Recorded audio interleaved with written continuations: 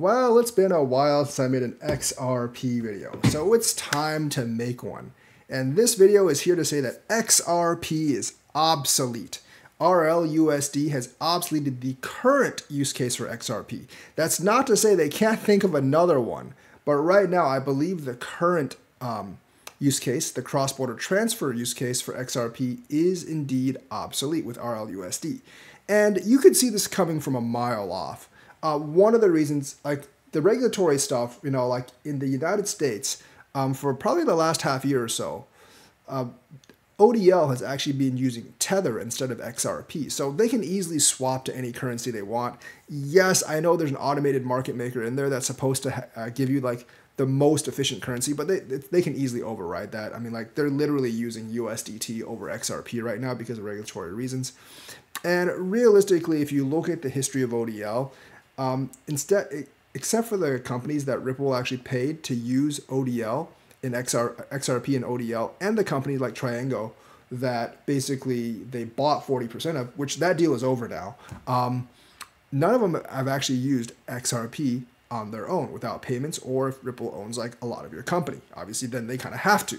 So the adoption for XRP in terms of cross-border transfers has been quite a bit of a failure, even though whatever numbers they actually tout, the adoption just has not been there. Schwartz said, like, no, the adoption for payments just hasn't always been there, and there's not that much interest. But there has been more and more adoption for cross-border payments in terms of stablecoins, and I'm specifically talking about USDC and USDT. I think Ripple sees that. They know that in the future that's a multi-trillion-dollar market, and they do want a piece of that. It's no coincidence that they introduced RLUSD around the same time, or they talked about the concept or the introduction of RLUSD, even though they didn't really release it until recently, I believe, around the same time that they began talking about, like using USDT instead of XRP in USD cross-border remittances, because obviously they don't really want to use Tether for their company's product, so they're making a regulated stablecoin to actually replace it. And the thing is that they even said that BlackRock, or not so much BlackRock, but big financial institutions, maybe BlackRock, have wanted a regulated stablecoin to do cross-border remittances, do tokenization and stuff, and specifically on their launch, they mentioned those things as why they made RLUSD. So they're going to use RLUSD for like tokenization and all that stuff instead of XRP on the XRP ledger. Because that makes the most sense. You're using basically the world's reserve currency in a stable coin to tokenize, to move money. And I think like big institutions just feel better about it that way.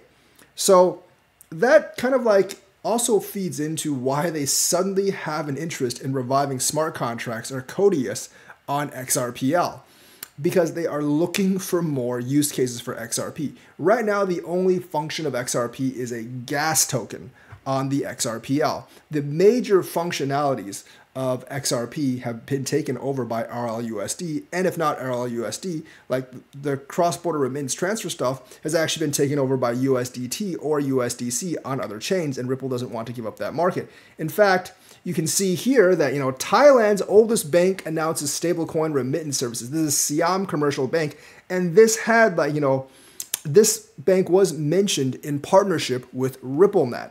But now, it recently revealed that it will begin offering stablecoins cross-border payment and remittance services to its clients in collaboration with the fintech company Lightnet.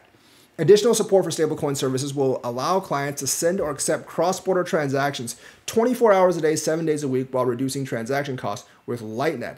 I do think this particular one is using USDC or USDT now, but maybe it will use RLUSD in the future, and they're looking for US dollar denominated stablecoins. That's just one example.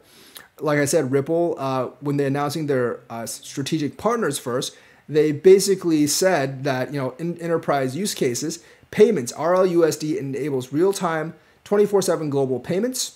Along with XRP, RLUSD will be integrated into Ripple's cross-border payment solution. But they also said like several enterprises actually wanted a stablecoin, which means they're not really interested in using XRP. They're not really using it right now, but they wanted to use something like RLUSD. So you can see like instead of besides just RLUSD instead of USDT for that, there's other companies that actually wanted to use RLUSD. So that's a little bit of a problem for the XRP fans that want, like Ripple to take over the world's like money transfers. Because right now, obviously, I think Ripple is planning for RLUSD to do that.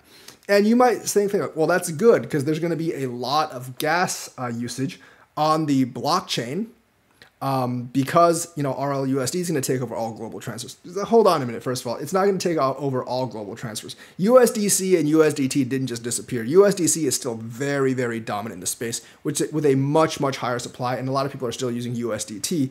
So right now, RLUSD only has a small part of the market, and it's never really going to grow to take over the entire market, obviously. And the other thing is, think about like all those chains that rely on like gas, like basically like using gas to pump up the price of the coin. The only two where that works are Bitcoin and Ethereum. And it's not because they have a lot of transactions. It's because those chains are slow and clunky. It's because like Bitcoin only has 7 TPS. It's because Ethereum only has like 20 TPS or something like that. It's because those chains are technologically behind all the other chains, and they just can't process the transactions, so they become really expensive.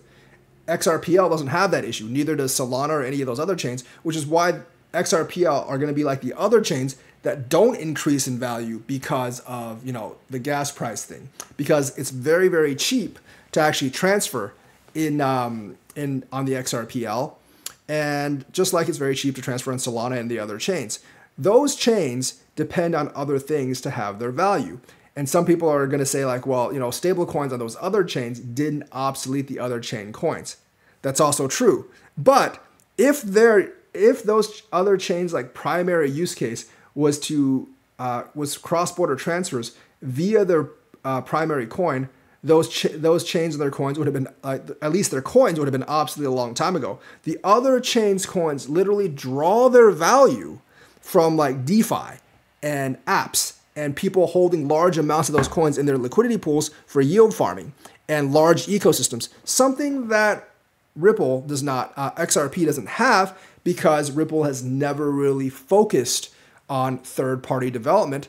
They have an AMM, yes, but that AMM is kind of fail right now because no one actually uses it. The liquidity pool is very small, and they still don't have smart contracts, real smart contracts, and they're not going to have it in 2025. And from what I read, in 2025, it's only going to be on the side chains that they have it. I don't really know if they're ever really going to get it on the main chain. So they are like years and years behind. So I think they're trying to claw back some value with that and basically do the same thing that everyone else is doing, but they're several years behind, and they have to fight an uphill battle against, the other people that already have a big ecosystem in place, because their primary use case of cross-border transfers is going to be taken over, I believe, by RLUSD. And if you're trying to harp on the gas token stuff, that's not even like guaranteed to be on XRPL, because RLUSD is debuting on both Ethereum and XRPL.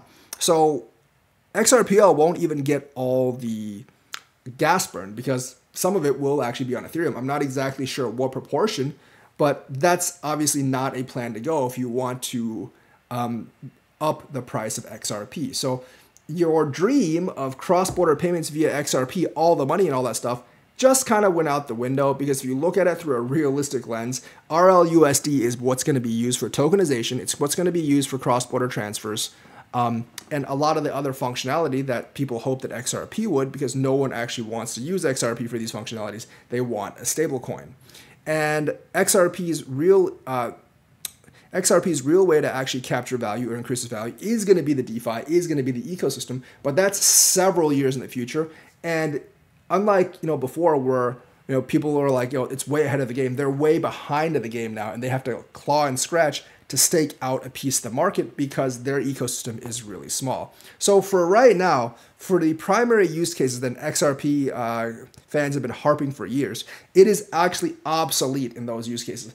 That's not to say they can't be successful in the future in the ecosystem and DeFi use case, but they have a long, long way to go to catch up with a lot of the market leaders in that field, and Ripple has to start focusing on that field. Now, as for XRP price, it's not going to drop like crazy, but I also think the potential for XRP price rise is very, very capped. Yeah, it'll go up with everything else, but not nearly as much as other coins. And the thing is, like, you know, some people had asked me, like, if they didn't intend for the price to go up, why would they spend 150, $200 million actually defending XRP in the lawsuit? Well, it's very easy, because even at, 50 cents, their stash of XRP is worth tens of billions of dollars. Would you use $200 million to defend tens of billions of dollars? Of course you would. So they can still use that as kind of a slush fund to fund their company, because they know that there's going to be enough people that believe in XRP for them to keep dumping on you guys for the next several years. So yeah, I do expect XRP to rise above $1 in this bull run, but I don't really expect it to like pass the all-time high, and I do expect it to underperform the overall market. So that's why XRP is obsolete, at least in their primary use case.